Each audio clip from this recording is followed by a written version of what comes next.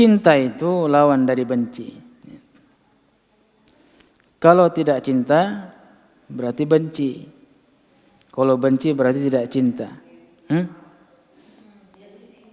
Ada malas ya. Ya, ada istilah lain ya.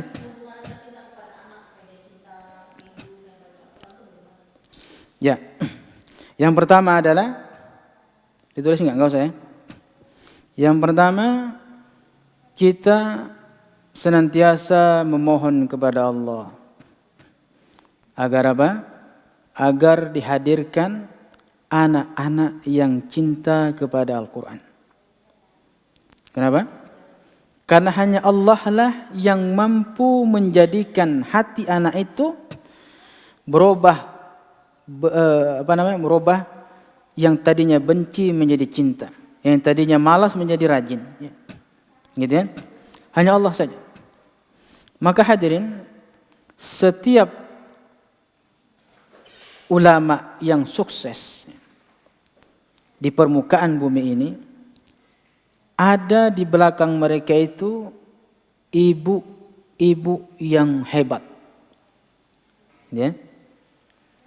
Apa ibu yang hebat itu? Salah satu karakternya adalah senantiasa memohon kepada Allah Subhanahu wa taala agar anaknya menjadi orang yang hebat. Hebat itu salah satunya adalah suka membaca Al-Quran, belajar Al-Quran, mempelajari Al-Quran sebagai sumber ilmu. Salah satunya adalah Imamuna Asy-Syafi'i rahimahullah. Siapa yang tidak kenal dengan beliau?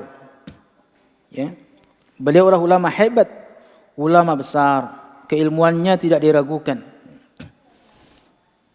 Tapi di balik kesuksesan beliau itu, kecerdasan beliau itu, ada seorang ibu yang senantiasa memohonkan kepada Allah Subhanahu wa taala agar dia menjadi orang yang hebat.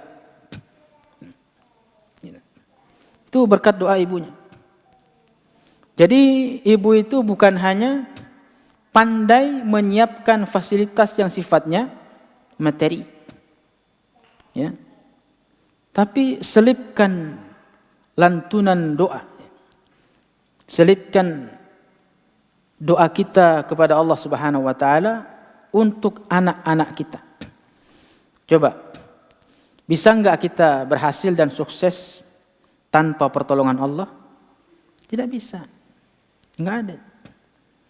Makanya hadirin ibu-ibu, ketika kita menginginkan hal itu, kesuksesan anak kita atau yang tadi ditanyakan, maka salah satunya adalah memohonkan kepada Allah agar dia cinta kepada Al-Quran. Jadi kita tidak boleh diremehkan itu doa itu. Karena doa itu adalah senjata bagi setiap mukmin. Ad-du'a'u silahul mu'min. Doa itu adalah senjata bagi mukmin. Dia tembus ke langit ketujuh. Apalagi doa seorang ibu kepada anaknya. Itu mafil hijab. Tidak ada sater, tidak ada penghalang doa ibu kepada anaknya. Tidak ada penghalang. Itu tembus langsung kepada Allah Subhanahu wa taala. Yang penting kita rajin-rajin berdoa kepada Allah. Ya. Itu ya, rajin-rajin berdoa kepada Allah, mudah-mudahan anak itu menjadi orang yang hebat, orang yang cinta kepada Al-Quran. Bukan sekedar cinta, tapi dia mampu menguasai isi Al-Quran, mampu menjadi hamalatul Quran, orang-orang yang menghafal Al-Quran, tahu pojok sana, pojok sini gitu ya. Oh ini ayat sekian, halaman sekian gitu ya. Di juz sekian, surat sekian, dia tahu. Itu yang kita inginkan. Nah makanya jangankan kita Bu, ya, Nabi pun berdoa, para Nabi pun berdoa kepada Allah Subhanahu wa taala untuk anak-anak mereka. Ya. Mereka berdoa kepada Allah. Itu dituangkan di banyak Al-Quran. Ya. Bagaimana doa-doa mereka dipanjatkan kepada Allah untuk kesuksesan anak-anak mereka. Itu dilanjutkan oleh ulama-ulama kita. Bahwa ibu-ibu mereka senantiasa memperhatikan mereka. Itu yang pertama. Kemudian yang kedua, senantiasa anak itu diberikan teladan yang baik. Teladan yang baik maksudnya begini. Akan ada orang tua begini. Ngaji lo tong, gitu kan, suruh ngaji Al-Quran, suruh ngaji. Tetapi sambil nyuruh ngaji, bapaknya apa? Nah, ini Bu ya. Main game, melihat HP, SMS atau apa gitu ya. Diperlihatkan teladan yang sebaliknya. Kalau kita menyuruh anak kita baca Al-Quran, teladani dulu. Perlihatkan dia contoh bagaimana membaca Al-Quran, bagaimana dia melihat orang tuanya baca Al-Quran di depan dia. Bagaimana kita mau menyuruh gitu ya, sementara kita sendiri nggak baca, kecuali ada uzur ya, ada uzur. Usahakan ada contoh dari kedua orang tua. Sholat, kamu sholat nak, bapaknya nggak sholat. Lah ini miskin teladan, keteladanan. Jadi kita tampil sebagai teladan bagi anak itu. Karena kalau anak itu lihat kita membaca Al-Quran, maka dia akan ikut. Lah kita kan itu ikut suasana. Coba nih Ibu perhatikan ya. Kita habis maghrib, ya, nonton TV, gitu ya. Misalkan anak kita habis pulang sholat, itu lihat ibu bapaknya lagi nonton TV, itu biasanya gimana? Ikut nongkrong Bu, ikut ngeriung.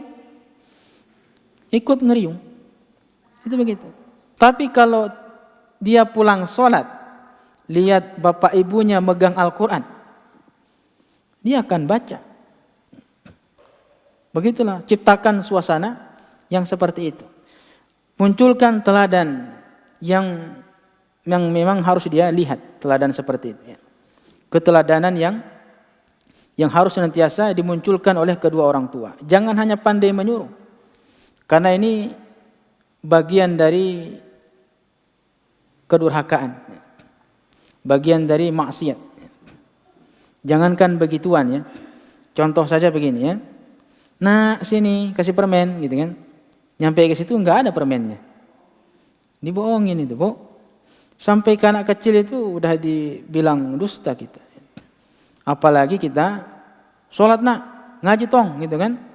Tapi enggak ngaji bapaknya, sekedar nyuruh. Ini namanya ata'murunan nasa bil birri wa tansawna anfusakum. Jadi kabura maqtan indallahi an taqulu ma la taf'alun. Allah enggak suka. Kamu mengatakan kepada orang kerjakan ini dan kerjakan itu, tetapi kamu tidak mau mengerjakan. Tidak mau mengerjakan. Kabura maqtan indallah. Allah benar-benar benci kepada orang tua yang seperti itu. Hanya pandai menyuruh, tapi dia tidak pandai melaksanakan. Tidak pandai memberikan teladan kepada anak-anak. Bagaimana mau hadir rasa cinta kepada Al-Quran, sementara yang dia lihat oleh anak itu kebalikannya. Jauh dari bimbingan Al-Quran. Jauh. Kemudian hadirin, efek dari teladan yang buruk itu adalah apa yang dilihat oleh anak itu, itulah yang akan dia tiru dari bapaknya. Makanya anak itu yang paling dekat adalah dengannya adalah kedua orang tuanya, terutama ibunya. Ya, makanya kasihan ya kalau ada anak ditinggal oleh ibunya karena tuntutan profesi. Dia kerja, anaknya dirawat oleh pembantu. Wah, ini bahaya. Iya, kalau pembantunya sekelas siapa? Orang-orang hebat gitu. Pandai ini. Kalau pembantunya enggak karuan gimana? Wah, itu dia bisa lihat teladan bagaimana pembantunya. Bukan menghina pembantu, enggak. Maksudnya itu keliru kalau begitu ya. Seharusnya seorang ibu yang baik itu dia harus tampil merawat anaknya, terutama dalam masalah pendidikan anak itu. Karena apa yang dia lihat dari orang tuanya akan dia tiru.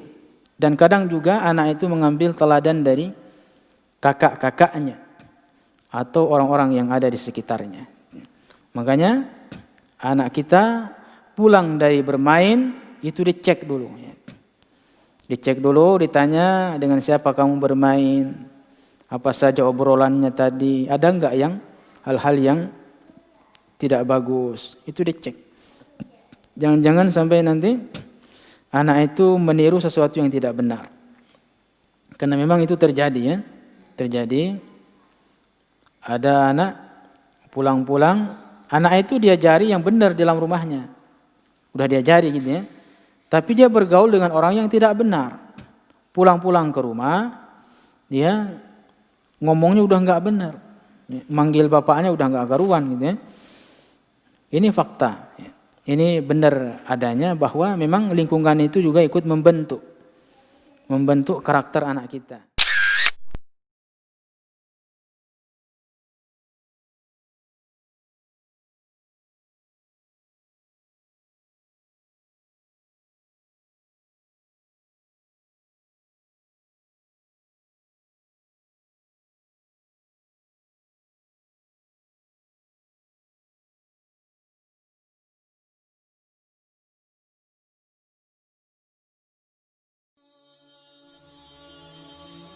Bantu yuk operasional rumah dakwah Al-Hujah dan terselenggaranya kajian serta dakwah Al-Hujah dengan menjadi donatur tetap setiap bulan berinfak Rp30.000. Dengan infaknya setiap bulan Rp30.000, insya Allah akan membantu dakwah Al-Hujah dan jadikan ini amalan yang istiqomah yang dilakukan terus-menerus atau kontinu. Allah mencintai amalan yang istiqomah walaupun sedikit. Terus istiqomah setiap bulan, jangan berhenti, karena Allah mencintai hambanya yang istiqomah, dan insya Allah ini akan menjadi amal soleh jariah dengan menyebarnya ilmu yang bermanfaat. Yuk salurkan amalan istiqomahnya setiap tanggal 3 setiap bulannya melalui Bank Sentral Asia dengan nomor rekening 27660155554 atas nama Dedi Harveni, dan Mandiri Syariah dengan nomor rekening 71022862999 atas nama Dedi Harveni.